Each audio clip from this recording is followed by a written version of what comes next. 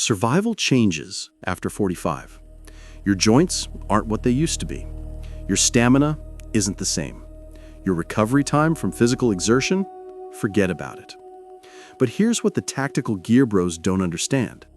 In a real disaster, that actually gives you an advantage younger preppers don't have. Because while they're trying to outrun problems, you already know how to avoid them entirely. Welcome back to Bunker Down Survival.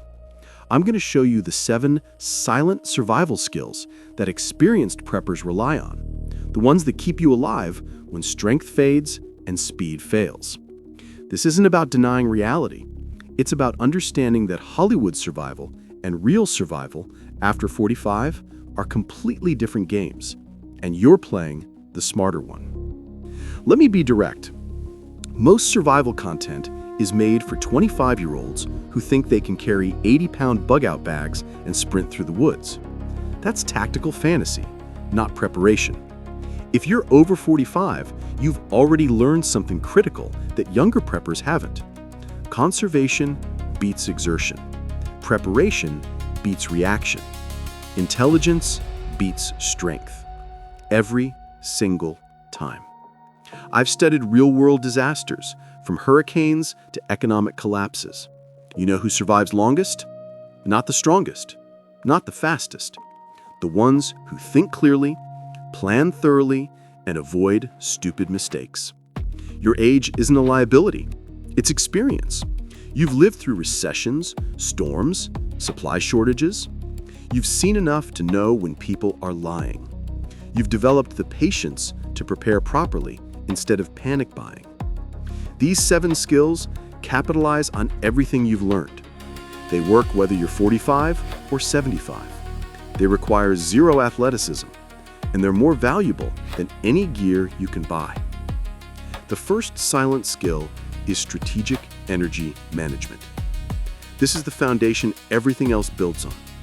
Here's what younger preppers don't understand yet. In survival, the person who wastes the least energy wins. Not the strongest, not the fastest, the most efficient. Your body is like a battery now. You have a finite charge each day, and once it's depleted, recovery time takes longer than it used to. That means every movement needs purpose. Every action needs to count. Practical application. When younger preppers are lifting, hauling, and exhausting themselves, you're thinking 3 moves ahead. Before you touch anything heavy, you ask, does this need to move at all? Can I stage it closer? Can I break it into smaller loads? Is there a tool that reduces the physical demand? Let me give you a real example. Water storage. A 5-gallon jug weighs 40 pounds. A 65-year-old with arthritis shouldn't be hauling 40-pound jugs. The solution? Store water in 1-gallon containers. 8 pounds each. Same total storage, 80% less strain per lift. Strategic energy management means pre-staging supplies before you need them. Your generator fuel belongs next to your generator, not in the garage across the yard. Creating efficient movement paths. Walk the routes you'll use during emergencies. Clear obstacles now, not during crisis. Using tools as force multipliers. A hand truck moves 200 pounds with 20 pounds of effort. A pry bar gives you mechanical advantage. A quality knife saves exhausting sawing. Planning rest intervals. Younger people can push through. You need to plan sustainable pace with regular breaks. Here's the key insight. You're not trying to match a 30-year-old's output. You're trying to outlast them. And you will, because you won't burn out by day 3. The younger prepper sprints. You walk steadily. Guess who's still standing on day 30? The second skill is silent situational awareness. And this is where your age becomes a massive advantage. You've spent decades reading people. You can walk into a room and sense tension before anyone speaks. You notice when someone's story doesn't add up. You recognize trouble before it fully forms. That's not paranoia. That's pattern recognition built from thousands of social interactions. And in survival situations, it's the difference between avoiding problems and fighting your way out of them. Youth reacts. Age detects. When you walk into a grocery store during a supply shortage, you're not just seeing empty shelves. You're reading crowd behavior. You're noticing which people are getting aggressive, which ones are cooperative, which ones are about to snap. You're positioning yourself near exits. You're avoiding confrontation zones. Young preppers rely on speed to escape danger. You rely on never being there in the first place. This extends to reading neighborhood dynamics. You notice when usual patterns change, cars parked differently, people gathering at odd times, unusual traffic. Identifying reliable versus unreliable people. Decades of life experience taught you who follows through and who makes excuses. In crisis, you know who to team up with. Detecting early warning signs, economic indicators, supply chain disruptions, political tension. You've seen these patterns before. You recognize the markers before things accelerate. Silent situational awareness isn't about hypervigilance. It's about passive observation that comes naturally after years of watching how the world actually works. Trust your gut. At your age, your intuition is a finely tuned survival instrument. Skill 3. Adaptive mobility and joint-safe movement. This is brutally practical. Your knees, back, hips, they're not going to tolerate the physical demands younger bodies can handle.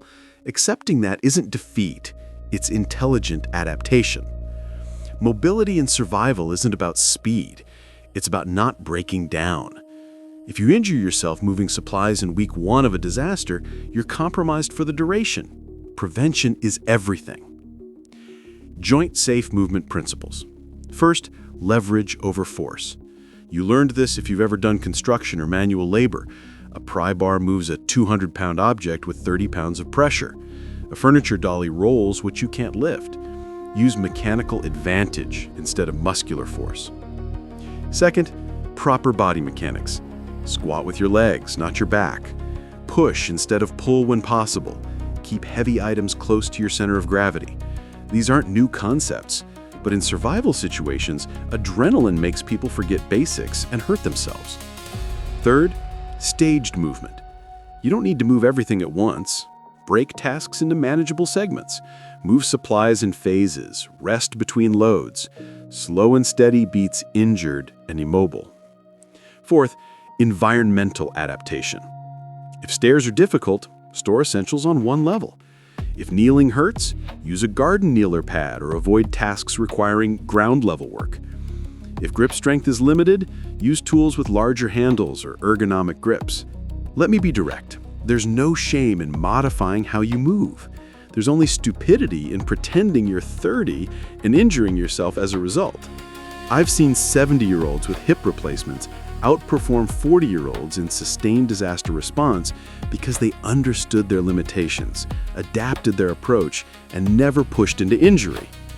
Your goal isn't to move fast, it's to keep moving, period. That requires protecting your joints and respecting your body's signals. Skill 4 is low-profile defense and threat avoidance. This is critical. Let's address the elephant in the room. If you're over 50, you're probably not winning a physical confrontation with a desperate 25-year-old. That's reality.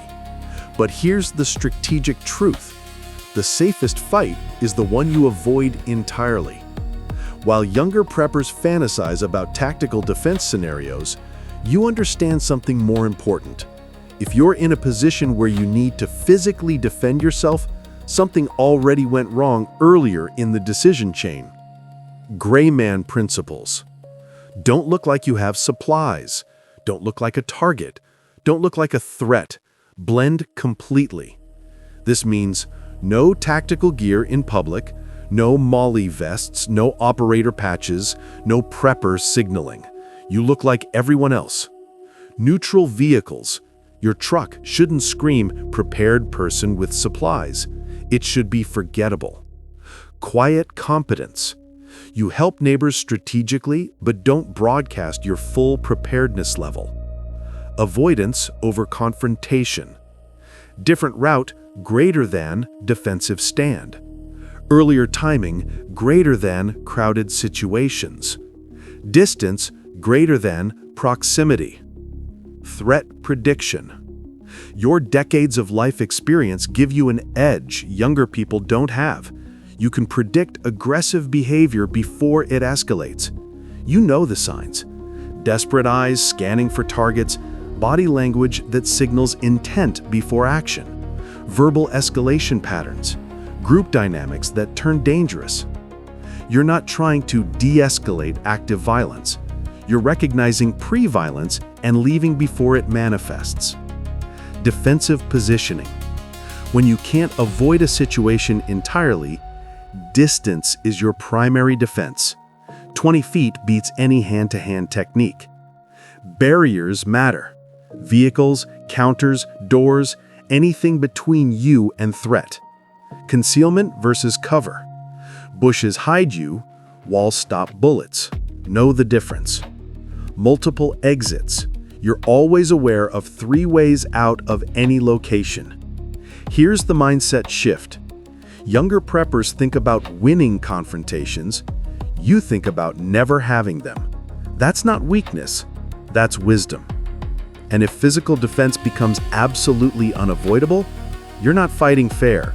You're using tools, weapons, and every advantage available, because at your age, there are no style points, only survival. Skill 5. Smart prepping and simplified systems. Your preps need to work even on your worst day, not your best day, your worst day, when you're sick, exhausted, injured, or overwhelmed. Low-maintenance systems. Younger preppers build complex systems that require constant management. You need systems that basically run themselves. Examples: water. Gravity-fed systems beat pumps. Fill a 5-gallon container on your counter. As you use the lower containers, gravity feeds them. No electricity, no mechanical parts, no maintenance. When you're dealing with a disaster and 10 other problems, your water system shouldn't require thought. Food. Pre-portioned meals beat bulk ingredients that require assembly. Yes, bulk is cheaper per calorie. But if you're exhausted or injured, you need food that's ready with minimal preparation. Having a mix of both gives you options. Power. Solar panels that trickle-charge batteries beat generators that require fuel runs. The generator has its place for high draw needs, but your baseline power should be passive solar that works without you. Tools. Equipment that requires minimal strength beats specialized gear that demands physical output. A quality knife beats a camp axe. Loppers beat a saw. Choose tools that work when you're at 60% capacity. Storage. Everything has a place, and that place makes sense. You shouldn't need to move 5 things to access the 6th. Your most used items are most accessible. Your emergency supplies are pre-staged where you'll actually use them. The injury test. Here's how you know if your systems are properly simplified. Imagine you have a sprained wrist. Can you still access water, prepare food, generate power, use your tools? If the answer is no to any of these, your systems are too complex. Simplify until they work one-handed, exhausted, or compromised. This isn't about dumbing down your preps. It's about intelligent design that recognizes real-world limitations. Because in actual disasters, you're never at 100%. Your systems need to account for that. Skill 6. Psychological endurance and calm decision-making. This is your greatest advantage. I've watched disasters unfold. The pattern is always the same. Younger people panic and make catastrophic decisions. Older people stay calm and survive. Why? Experience. You've lived through personal crises, job losses, health scares, relationship breakdowns, financial setbacks. You've experienced the feeling of the world is ending before, and then the world didn't end. You recovered, you adapted, you survived. That history creates psychological endurance. You know that the immediate crisis isn't the final state. Things evolve, situations change. Panic is useless. Calm in chaos. When the power goes out for an extended period, younger preppers are emotionally spinning. What do we do? How long will this last? Should we evacuate? Should we shelter? You're thinking clearly. Secure water, inventory food, establish communication, monitor the situation. Make decisions based on information, not emotion. That emotional regulation isn't cold, it's disciplined, and it keeps you alive. High-stress clarity. You've learned that the first decision is rarely the best decision. When crisis hits, pause before acting. 5 minutes of thought prevents 5 days of regret. Evaluate actual versus perceived threats. Is this dangerous or just uncomfortable? Real threats require action. Discomfort requires acceptance.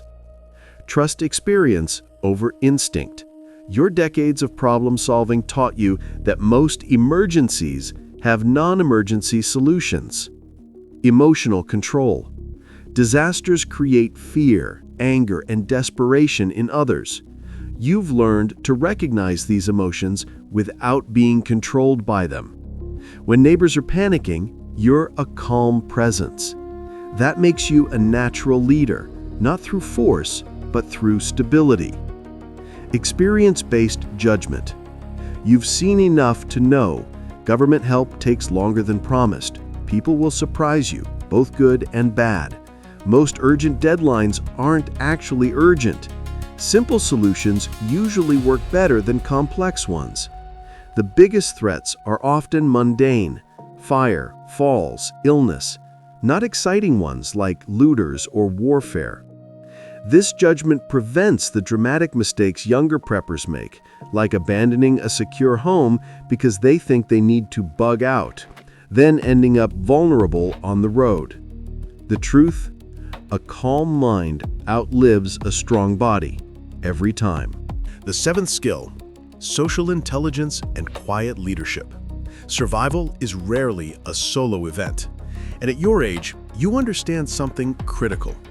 You stay alive by being valuable to a community, not by isolating yourself. Reading people. You can tell within minutes of conversation who keeps their word versus who makes excuses, who panics versus who stays steady, who takes versus who contributes, who you can trust versus who will turn on you. This isn't cynicism. It's pattern recognition from decades of human interaction. And in disaster scenarios, it's survival intelligence. Strategic relationships. You know to build alliances before you need them. You help neighbors with small things now, so when the crisis hits, there's existing trust and reciprocity. You're not trying to save everyone. You're creating a network of reliable people who enhance collective survival. Quiet influence. You don't need to be loud or commanding. You influence through asking good questions that guide others to correct conclusions, offering perspective that calms panic, sharing knowledge without being preachy, leading by example rather than demands. People follow calm, competent individuals during crisis. Your age gives you natural authority if you use it correctly. Negotiation and diplomacy. When resources are scarce and tensions high, you understand how to find mutually beneficial solutions, de-escalate conflicts before violence, negotiate fairly so relationships remain intact, build consensus instead of forcing decisions. Young preppers think about strength. You think about alliances. Strength fails eventually. Alliances sustain. Staying useful. Even if physical capacity declines, you maintain value through knowledge, medical, mechanical, practical skills, experience, problem solving, planning, organizing, emotional stability, counseling, mediating, mentoring, strategic thinking, resource management, threat assessment. A 70-year-old with community respect and practical knowledge is more valuable in extended disaster scenarios than a 30-year-old with a gun collection. The reality, Survival isn't about being the strongest individual. It's about being essential to the surviving group. Your body changes with age. That's non-negotiable reality. But your ability to survive doesn't have to decline if you adapt your approach. These 7 skills, strategic energy management, situational awareness, adaptive mobility, threat avoidance, simplified systems, psychological endurance, and social intelligence, they don't require youth. They require wisdom, and you have decades of it. While younger preppers are buying gear and fantasizing about tactical scenarios, you're building real survival capacity, the kind that works when your back hurts, your energy is limited, and the crisis extends for weeks or months. That's the difference between Hollywood survival and real survival. Hollywood needs drama. Reality needs endurance, adaptation, and intelligent preparation. Here's what I want you to understand. You are more prepared for realistic disaster scenarios than younger people who can deadlift 300 pounds. Because real disasters aren't won with strength. They're won with patience, planning, and the kind of clear-headed decision-making that only comes from living long enough to know what actually matters. And part of that wisdom? Not wasting money on prepper mistakes that drain your budget. I've seen preppers spend thousands on gear they'll never use, food they'll never eat, and systems that fail the first time they're tested. That's not preparation, that's expensive panic buying. So I've put together a complete breakdown of the 10 biggest prepper mistakes that break your budget and how to fix every single one of them. This video will save you hundreds, maybe thousands of dollars by showing you what not to buy and what to prioritize instead. Even better, I've created a free PDF guide called Financial Preparation for Preppers, the Complete Guide. It's in the description below. This gives you the full breakdown of all 10 mistakes, plus worksheets and templates to fix your prepping budget starting today. This is survival for people who've lived long enough to know that preparation beats panic, intelligence beats strength, and wisdom beats youth every single time. Watch that video next. Download the free guide, stop wasting money, and start prepping smart. Stay prepared, stay realistic, and remember, prepared minds survive.